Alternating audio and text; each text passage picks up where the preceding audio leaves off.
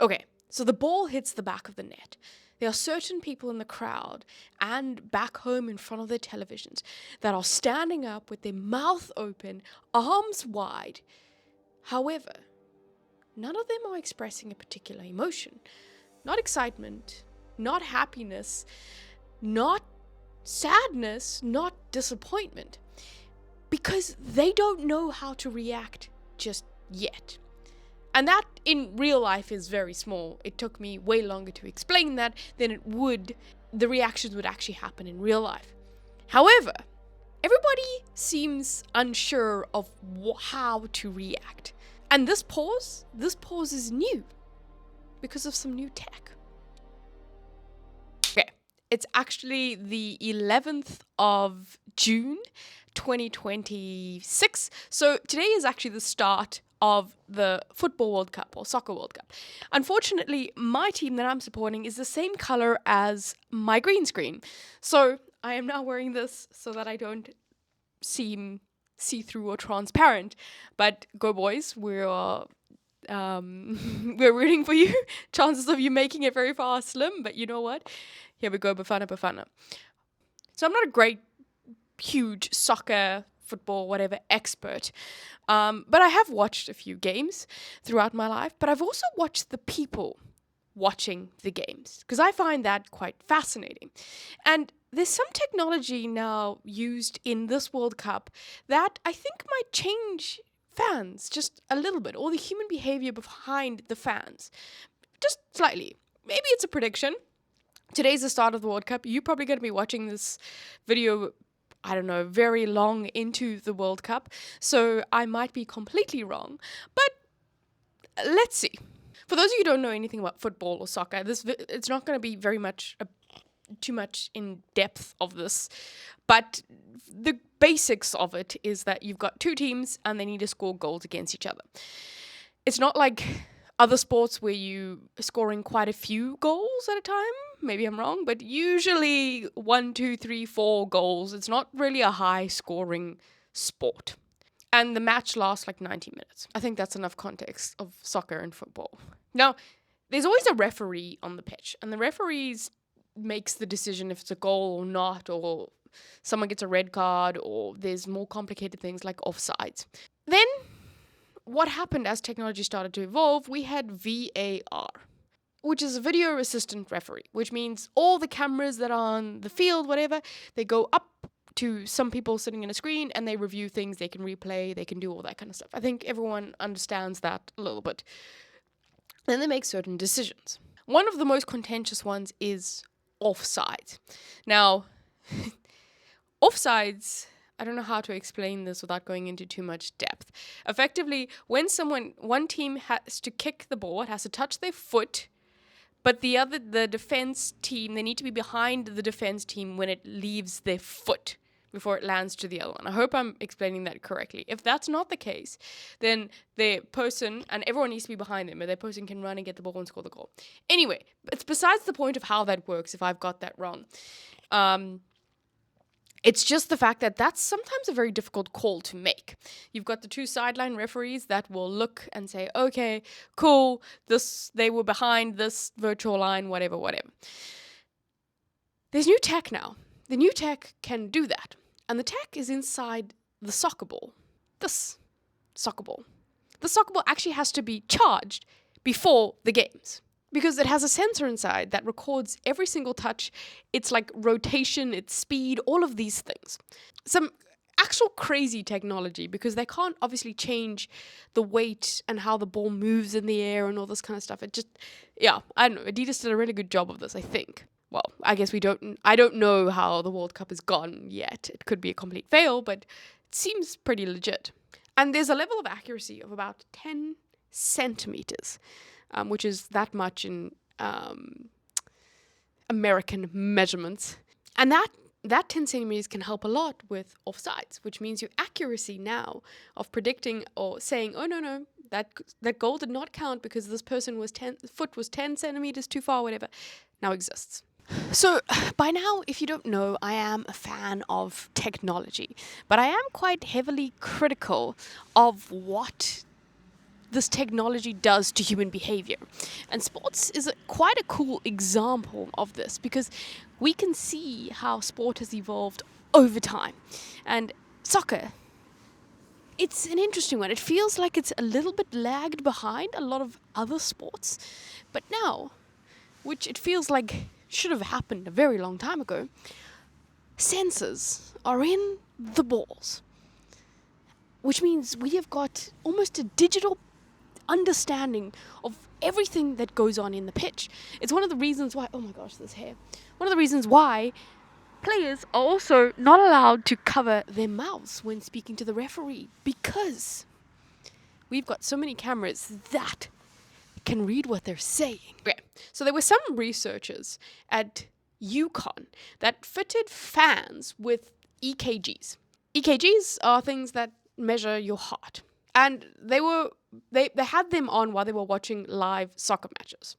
And it was measuring the physiological response to watching that match, like throughout the match.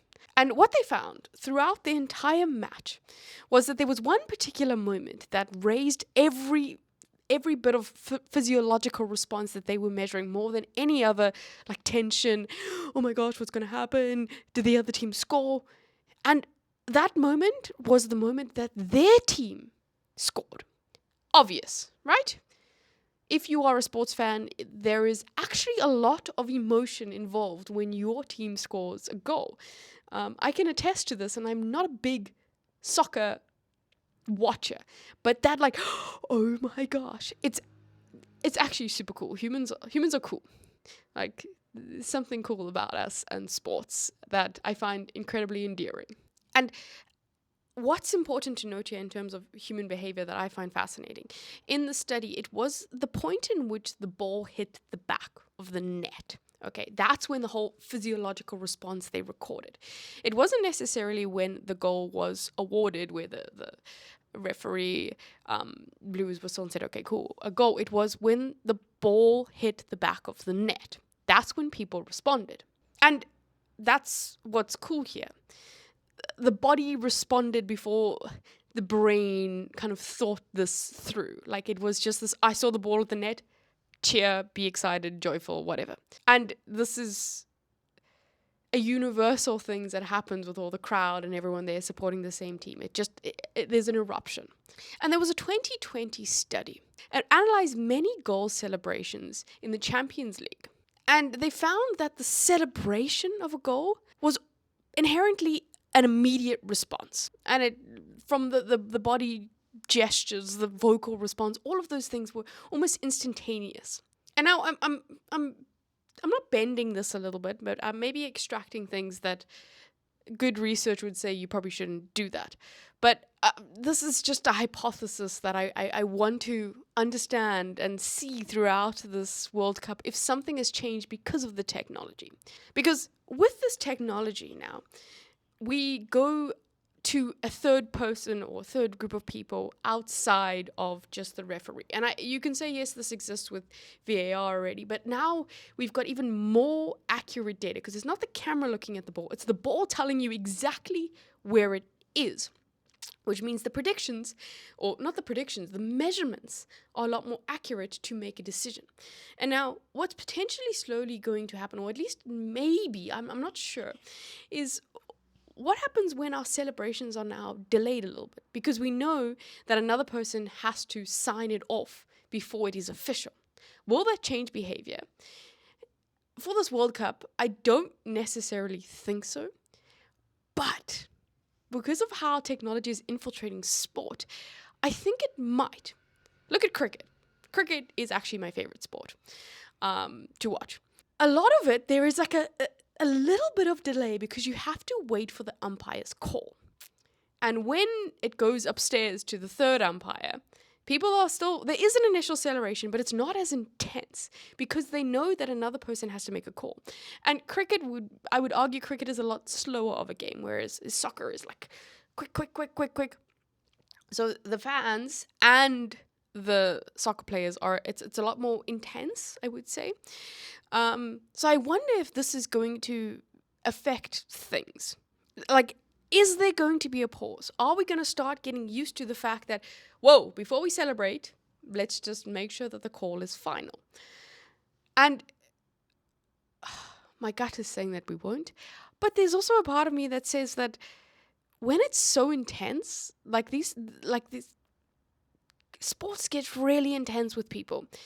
A lot of people will be like, don't celebrate yet, wait, like chill, relax. We have to check if this is thing, because I'm not wasting my energy, or I'm not wasting my thing on being upset. Like, it can get very intense for those like really deep fans. So will it change things the more tech we add? The thing with technology and sport is it kind of changes the game and how people interact with it as viewers completely. But it happens so iteratively that we don't really see it. Now, I'm going to use the example of tennis. Oh, my head looks like a soccer ball. Let me sit. I'm going to use the example of tennis. Tennis has an umpire that sits, the chair was designed to be above so they can see where the ball lands on the lines of the tennis court, if the ball's in or out. Now, they have technology that shows you where the ball lands, which you could argue we don't even need the umpire there. Same thing with cricket. When they bowl the ball, and it needs to, in cricket, you can have something called leg before wicket, which means it hits the leg before it hits the wicket. We have technology that can showcase where the ball lands, and if it would go through the leg and hit the wicket behind, therefore they are out. Those are all technological things. Before, the umpire would have to judge and be like, yeah, that probably would have hit, oh, it's very windy, that probably would have hit the wicket. Now, soccer seemed a little bit behind. They did have VAR for quite some time. But now we're slowly starting to exist with technology in it now. And now that this World Cup ball exists, it's probably going to be in many tournaments. Which means this is a turning point for, I guess, soccer going forward. I might be talking out of my butt. This is just me predicting certain things around this. But the kids that are watching it now will never know how soccer or football existed without technology. I feel like I am old enough to see my family watching soccer, and I don't think we had any technology there.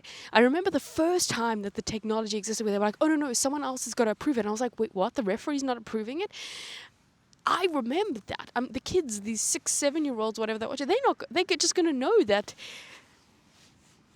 I think that's the cricket symbol for it. I don't actually know what the soccer symbol is. But, right? And then the rules change. Like, people before, now they have like you can appeal it and go up, and you can actually change the referee or the umpire's decision. That's crazy. That's quite a big changes. But it's so cool to see how sport evolves with technology. Whether that's a good thing, or someone would argue that the purity of it has gone away, or it becomes more or less biased. I don't know. But I think this is interesting, and this episode is not me revealing anything crazy, but I think sport is such a unifying thing for people, especially in the current climate that we are in the world at the moment. I think the fact that it's in America is a bit weird. I don't know. We'll see. While you're watching this, we'll know if it's how it's going. But from me predicting it on the day that it begins, smaller countries like Curacao, like how cool is that they're there? How cool that South Africa is there? There are more African countries in this World Cup than there have been in previous ones, which is so awesome for morale of countries and like this unifying thing. And I think that's fundamental to human behavior. And yeah, I just love that in sports. So yeah, no big insights here, but that. So this episode, I didn't have a fancy big argument towards some innovative tech. It's more about seeing what will happen to human behavior because this tech now exists, and it is a little bit more mainstream. And I say more mainstream because it feels like the football or the soccer World Cup or whatever is it grabs in fans that maybe are not dire football fans. Like, you might not watch the Champions League or Bundesliga, or can't think of a league, but you might not watch those, but you might watch the World Cup because it's your country and you're behind it. And maybe people that are not dire fans might have this behavior, something might happen to the behavior if they start learning that, oh, whoa, wait, we need a third umpire, or the tech to make a decision first. Like, will that affect those fans? I'm not sure. I'm curious if it will affect me as well, because like I said, I'm not a dire fan of this.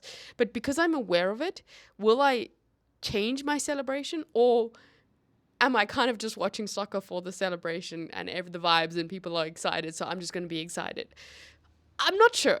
So this is a long-running experiment, and maybe at the end of the tournament, I will come back and have a reassessment from my anecdotal thing, or I'll be like, oh lol, nothing changed, what are you talking about, Bianca? Smart people have thought about this. They really don't want to affect the game, therefore they've minimized it as much as possible, and like nothing will change, relax. That could be it too.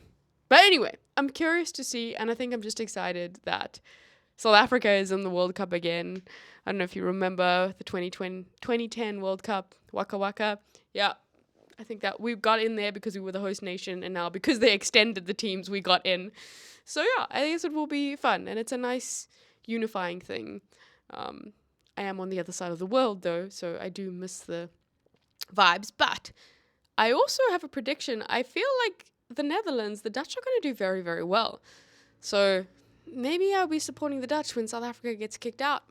Who knows? We'll only see. Anyway, if you enjoy watching soccer or football, I hope you are enjoying it. We'll check you on the next one.